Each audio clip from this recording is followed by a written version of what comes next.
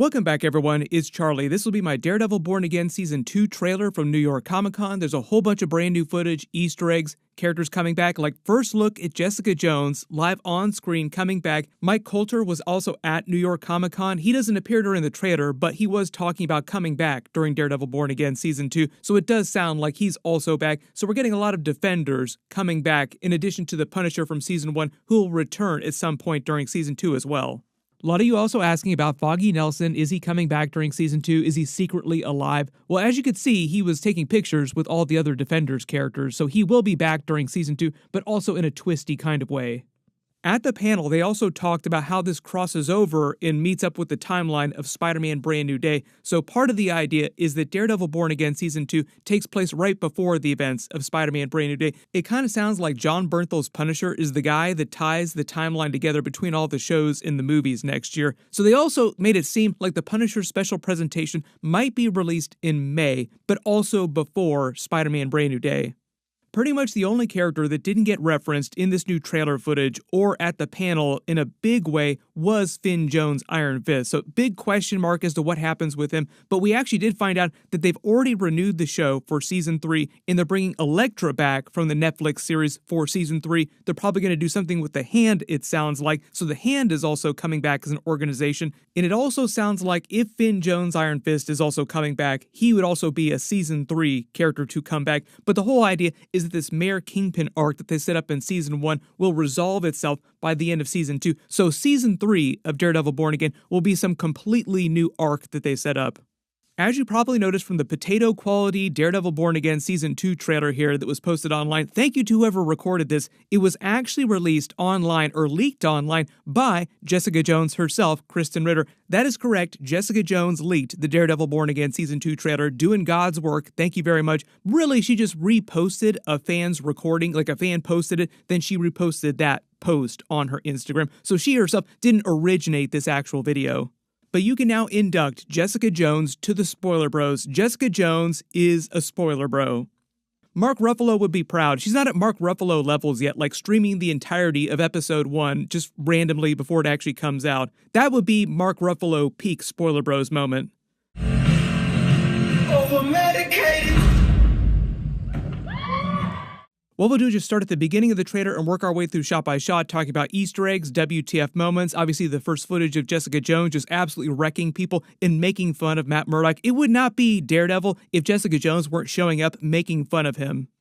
They start the footage with Fisk inside his office, his mayor's office, laughing. Then there's somebody impersonating Mayor Fisk, wearing an outfit and a mask to make themselves look like him, but it's not him, posting online. It sounds like this is some anti-Fisk campaign. Maybe this has some connection with Matthew Lillard's Mr. Charles character that he's playing from the comics. We actually see him later in the trailer. I'll talk about him in a second. There's a brief scene where you see the anti-vigilante task force, like the Punisher task force, gunning people down the streets with one of their tanks in the streets.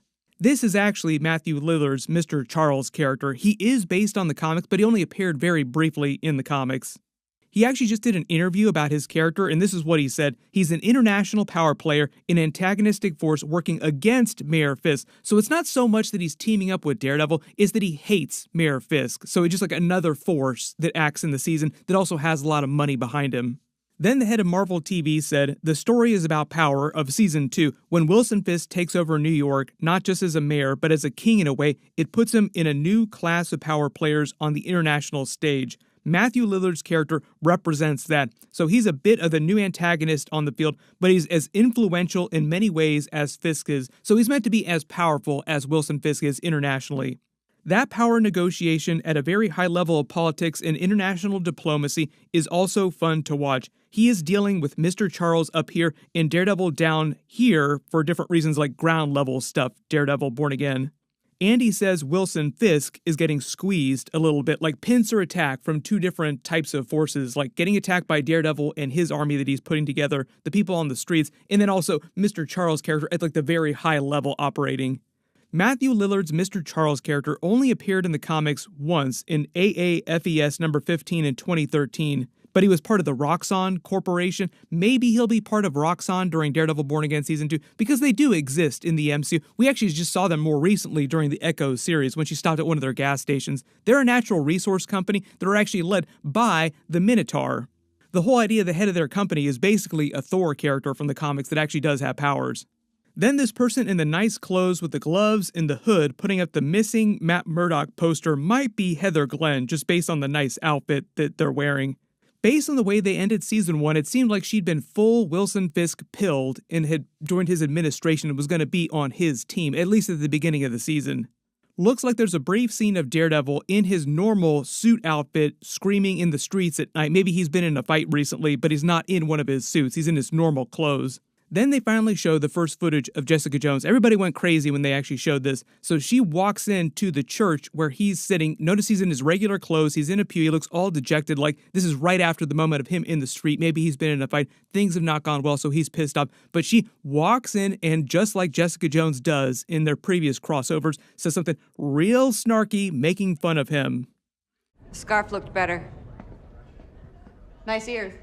They're horns. You also notice the lighting all around them is Daredevil red.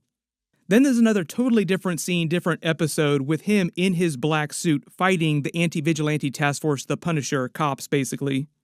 There's a very brief shot of Bullseye with a bloody face smiling. I think this is meant to be a callback to him smiling with a tooth in his mouth when he escaped from prison during season 1. But notice he's wearing his new Bullseye outfit from the comics too. Daredevil reaches out, grabs someone's hand, and helps them stand up. Not clear who he's actually helping stand up, though. Then there's Matt and Karen walking through tunnels here. There's a lot of footage of them, people wondering, like, what's the state of Matt and Karen? It does seem like they are back together for a lot of Season 2 scenes. Not totally clear what's going on here, but it seems like Wilson Fisk's men maybe are going after somebody in the nearby suburbs of New York. There's a brief scene of Kingpin in his white outfit in his office talking to Michael Gandolfini's character sitting at his desk. Notice how you see him reach out and grab him on the shoulder like he's giving him a talking to when I was a boy, because he views his character as a version of himself when he was younger, like he thinks of him like he does himself.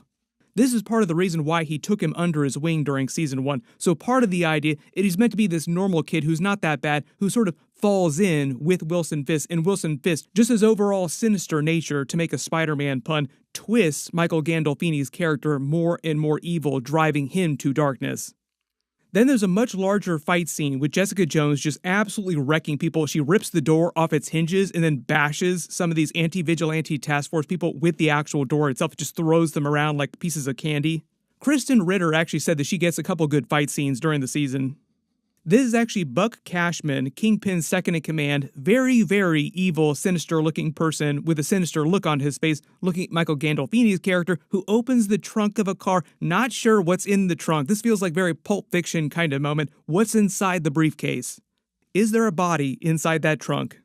There were a couple other scenes in the trailer that did not leak online. So there was footage of Matt and Karen inside the apartment wherever they're staying together, dancing. They're about to kiss, like they're actually slowly kind of getting back together, but he hears a loud noise, so it stops short before they actually get to kiss. So it does sound like they'll actually be back together. There's footage of them walking around outside, looking like they're trying to be incognito with her in the red wig during the daylight.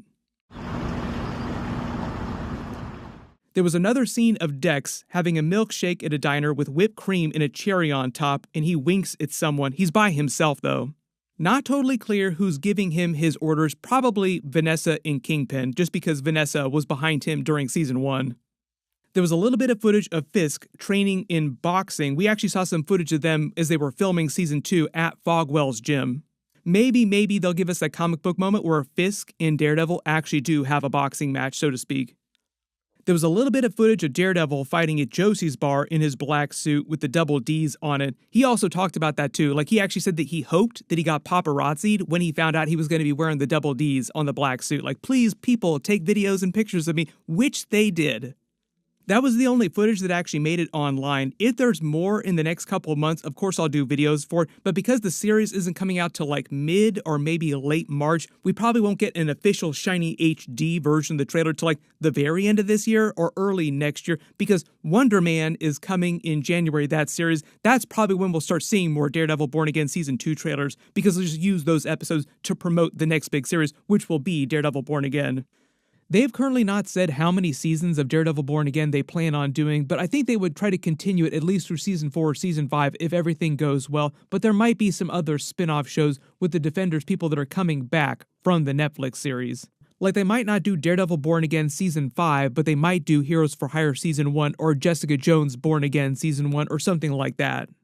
In related Marvel TV news, in 2026, part of their schedule, they confirmed they're releasing X-Men 97 Season 2 in summer. That basically means June. And they've already renewed the show for Season 3. They've already recorded it, they're working on it, and they're talking about Seasons 4 and 5. So it sounds like we'll get many seasons of X-Men 97 Season 2. I will do a trailer video for that. It'll probably post on Monday. There was actually way more footage of that than there was of Daredevil Born Again Season 2. They also confirmed that the Vision Quest series will have a bunch of returning actors from the MCU. That won't premiere till the fall of 2026, basically around this time in 2026. When it actually comes to cameos in Spider-Man Brand New Day, Charlie Cox made it sound like he might actually cameo in that movie. Reportedly, it was just going to be Punisher. Now there might be some minor Daredevil crossover too. It would be weird if Punisher were a big character during that, but there was no Daredevil at all, right after they brought the character into the MCU proper during Spider-Man No Way Home. There's a bunch of stuff coming up, so be sure to enable alerts for my channel. Click here for my X-Men 97 Season 2 trailer video. I'll update the link as soon as I post that. And click here for all my other New York Comic Con trailer videos. Thank you so much for watching, and I'll see you guys in the next one.